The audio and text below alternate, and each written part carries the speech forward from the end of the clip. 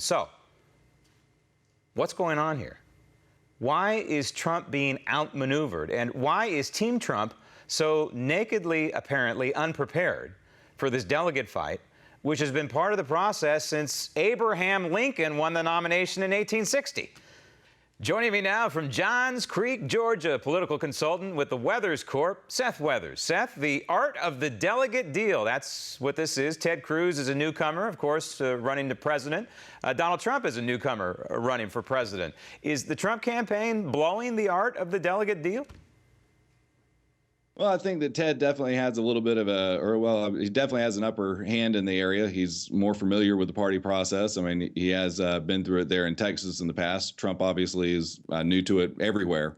And Ted has done it well and done it ruthlessly, and you can't fault him for that.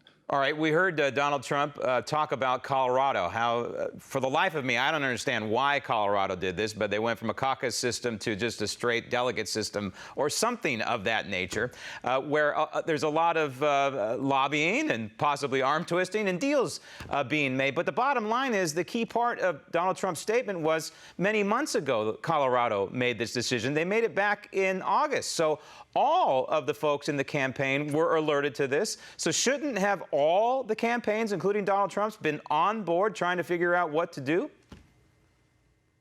You know, I think that's right to some extent, but I think also the other aspect of that, because of the way the party set it up, what I typically refer to as the activist establishment, like they set it up there in Colorado, is the delegates are going to go to people that are longstanding within the party and that have been there and been through the process. So even if Trump had piled on a bunch of new people, they still weren't going to be delegates. They still weren't going to be able to select who the nominee was going to be. So, you know, maybe they could have done a little better, but I don't know that they would have been able to play well in that environment regardless. And that brings us to another point. You know, of course, delegates are chosen different ways in virtually all 50 states. For example, in California, you apply through the campaign. So if you want to be a Trump delegate, you have to apply through the Trump campaign. Was the Trump campaign and is the Trump campaign set up for something like this?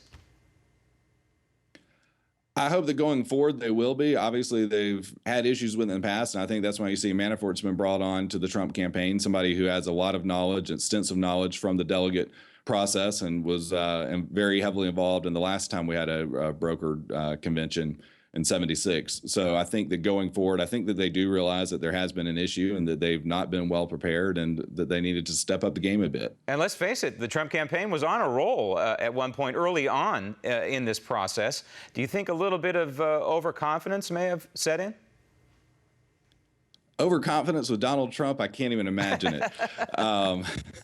I think that probably well could have been part of it. I don't know that they thought that they were going to be in a situation where we were going to be picking apart delegates to see who would turn out to be the victor. I think everyone, so a lot of the people in the campaign thought that the victories were going to be so huge and so large that we weren't going to come down to this. And obviously things have shaped up a little differently here in the past few months. At some point, do you have to look at the campaign manager, the Corin Lewandowski, and ask him, hey, how did this happen? Why did